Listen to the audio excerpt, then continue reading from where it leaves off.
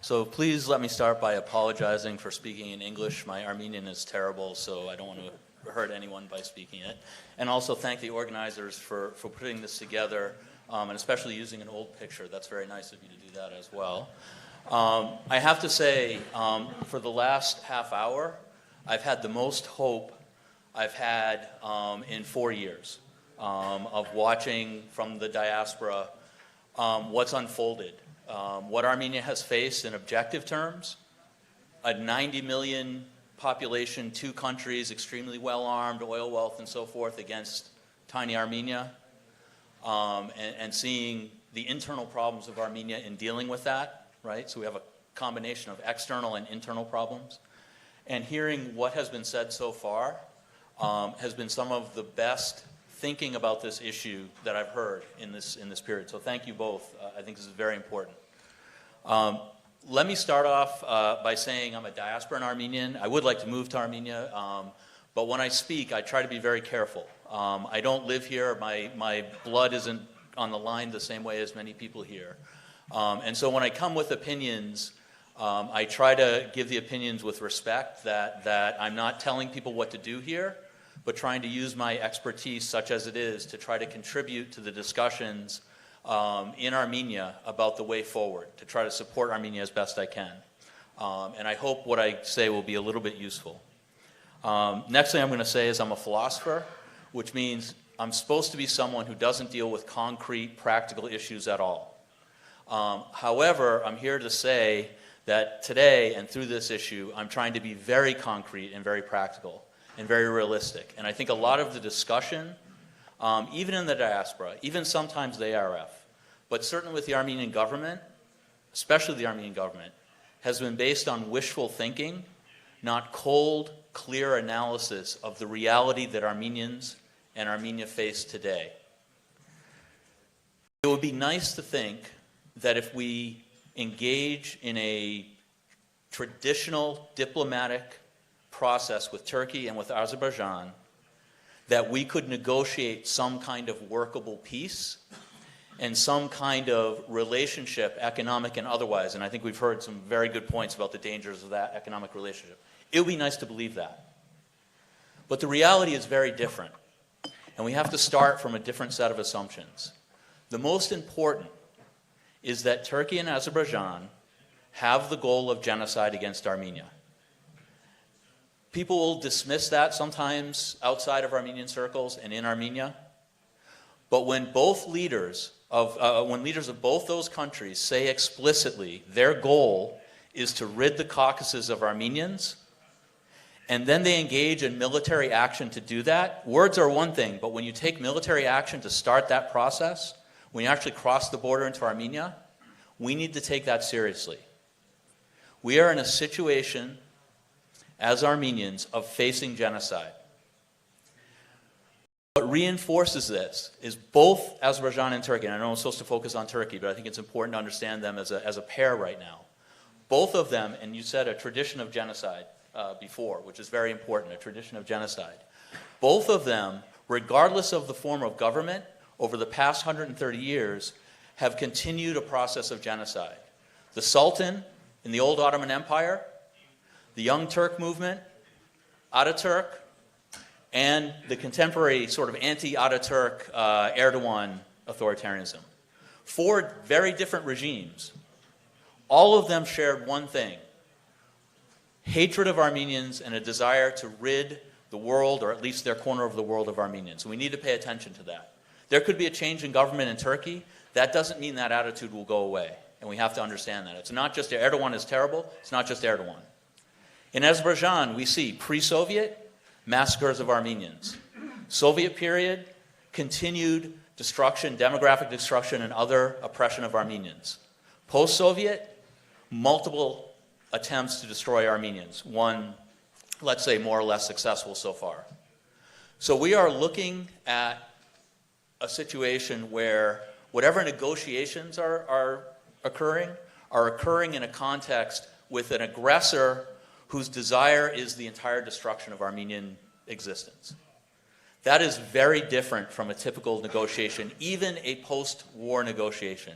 even the negotiation between the Allies and Axis after World War II, even in that, you had total defeat, but there was still a very different negotiation because there had been relatively equal parties in a war. Armenia was not fighting a war with Turkey and Azerbaijan. You did not lose a war. You were facing a colonialist aggressor who had 30 times the population that you had and was hell-bent on destroying you regardless of what international law said. That's not a war, that's an act of aggression.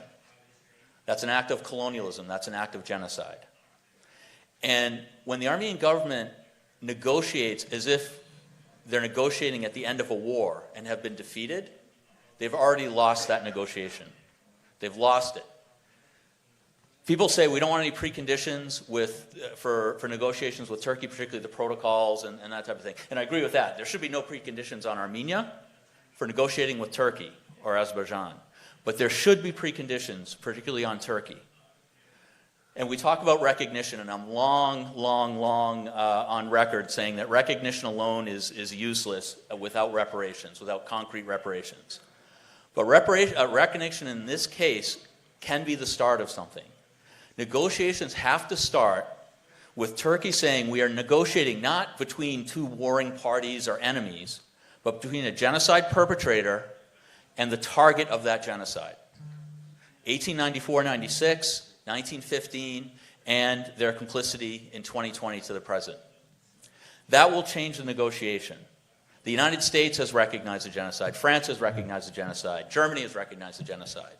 And if Armenia says we will negotiate with Turkey as a victim of Turkey, not as an aggressor against Turkey or a mutual combatant with Turkey, what can they say? They are already on record saying that we are victims of genocide. Would they say to Israel, go negotiate with Germany as if you're equal parties? Never would say that. Would they go any other country? No. If we negotiate from that standpoint, we have legal and moral power. We have law on our side, international law, which gets set aside. We know Aliyev doesn't care about law, so forth. I get that. But people do. People like Luis Ocampo wants to bring a case, wants the Armenian government to bring a case of genocide against Azerbaijan for what happened in 2020 to 2023 and 4, but especially the blockade and the expulsion of Armenians. We have people like that as soon as we say we're negotiating for reparations, for guarantees from Turkey, from the position of a victim of their commission of genocide, multiple genocides against us, then it changes the calculation. We have already lost if we don't take that kind of approach to negotiations. We might not win that way either. We might not come out.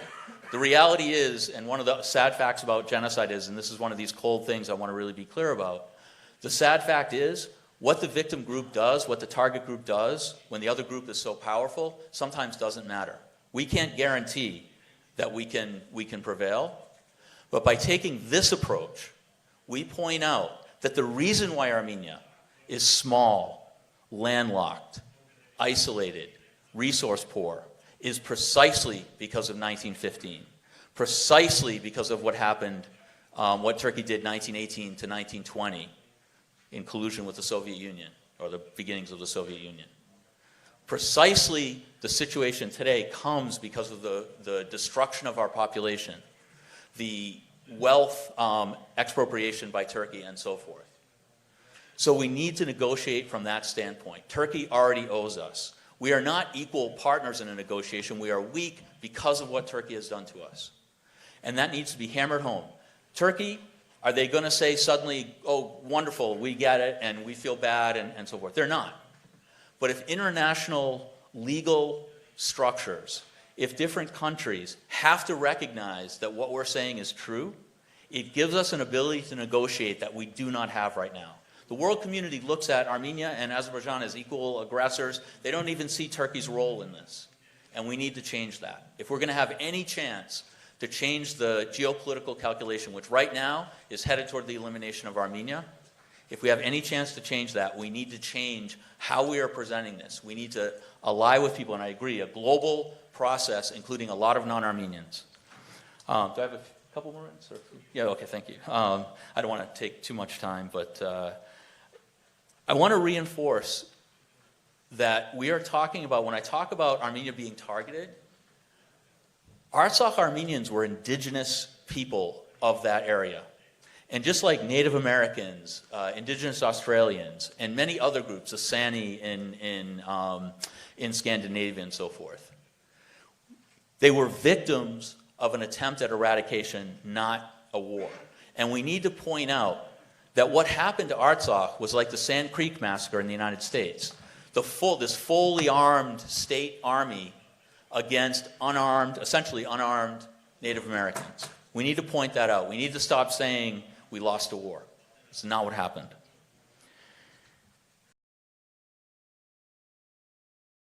If we actually do not say this, if we do not put everything that's happening in the context of a 130-year genocide, we ourselves are in denial.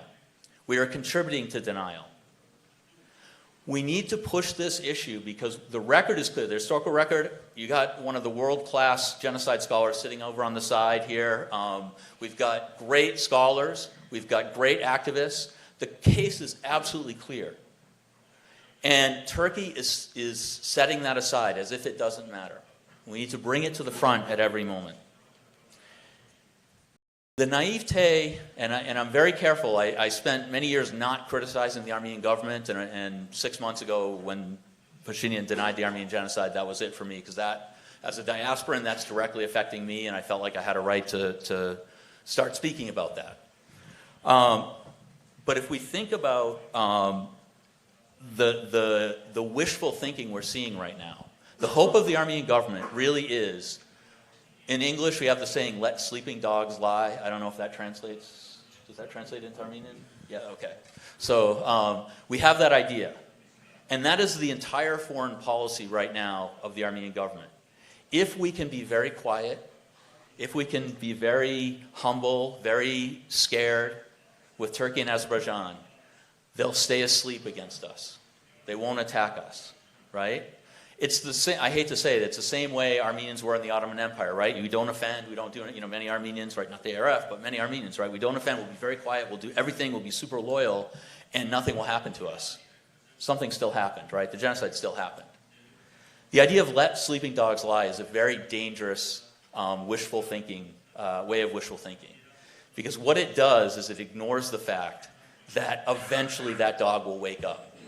It will wake up because you didn't do anything. It's just going to wake up. It will wake up if you make noise. Okay? If we say, wait a minute, we want our equal rights, we're not going to be treated like a colony, a vassal state of Turkey. I mean, my God, bad enough Russia, but Turkey. Or actually, if maybe the current government would like that relationship with the United States, and believe me, I'm a U.S. citizen, and you do not want a relationship with the United States in the kind of way that Armenia would have it. It is very bad. So we have to understand that this kind of wishful thinking is eventually going to lead to violence, right? It's like a child who, this sounds horribly insulting to the government, but it's like a child who puts their hands over their face and thinks that nobody else can see them, right? It's just because you want to think some way doesn't mean the people who hate you are going to think that way. And that's where we're at right now.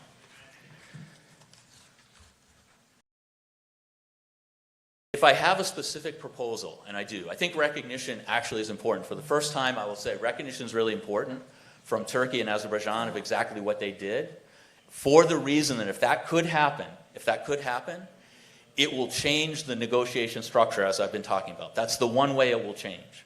I think it will take international pressure. It might take legal cases. It might take a compulsion to say to Turkey, you need to settle the genocide issue finally, because you're now reasserting your aggression against Armenians.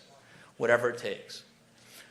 When I co-authored the 2015 reparations report that was supported by the ARF, the proposal that in a moment of more hopeful days, we will say, when we thought there was a real chance that better forces in Turkey, more pro-democratic forces in Turkey, might actually come to power and might be willing to sit down with us and really negotiate a reparative package for the Armenian genocide.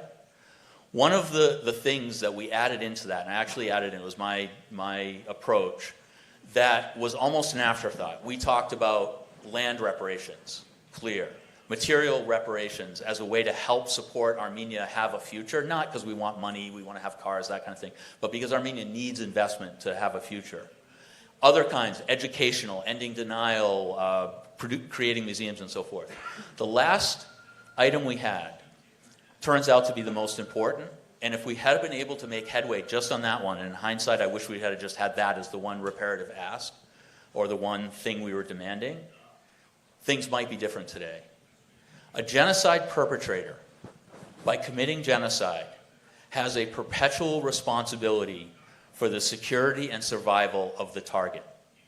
My government, United States, I say my government being a US citizen, has a responsibility. We're terrible at fulfilling it, but we have a responsibility to every Native American group within our society to make sure they're supported. Again, we don't do a good job of it, but we have that responsibility.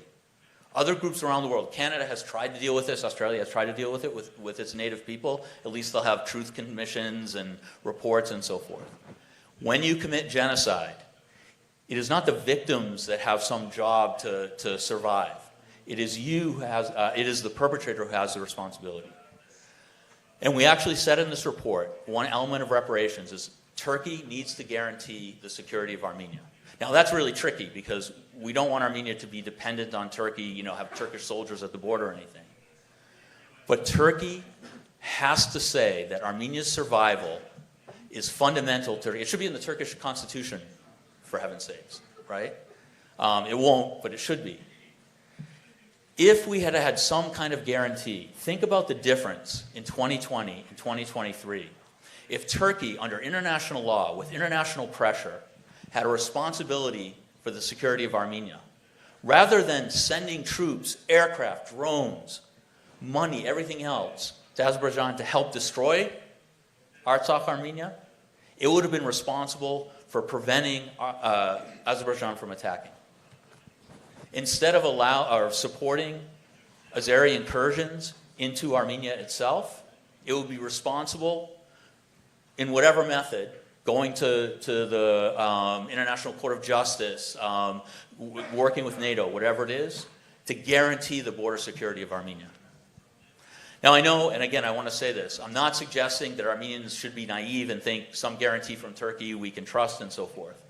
But that's the moral position and the legal position that we need to push, because at the very least, if we can make it impossible for Turkey internationally to use military action against Armenia, we will have a huge change in the geopolitics. That will change Azerbaijan's calculations, it will change Russia's calculations, it will change the US calculations and so forth. So I'll leave you with that one hope. I will actually say one other thing, this idea of debating. The one thing I've noticed about particularly the Armenian government which concerns me, and I don't want to just come here and say bad things about the government, that's not my goal here, but one thing that's very important, a healthy government, a good government, encourages debate. ARF should be encouraging debate. Everybody should be encouraging debate for a very simple reason. When you encourage debate within your government, in your society, you are going to hear every possible idea that you can use. And right now it seems to me that the government refuses to hear most of the ideas and doesn't test its own ideas with its own population, with its own scholars, with its own policy thinkers, and so forth. And then goes into the international arena and uses these untested, naive ideas to try to negotiate. What we need is a real global, I believe, Armenian discussion, but also involving a global non-Armenian participation. We have great allies. And if we have that, I think we can develop some concrete ways to move forward that are much better than what we see right now. So I really thank you for your indulgence. I apologize if I've overstepped in my criticisms of certain governments, but I hope that this will help in some way advance the discussion.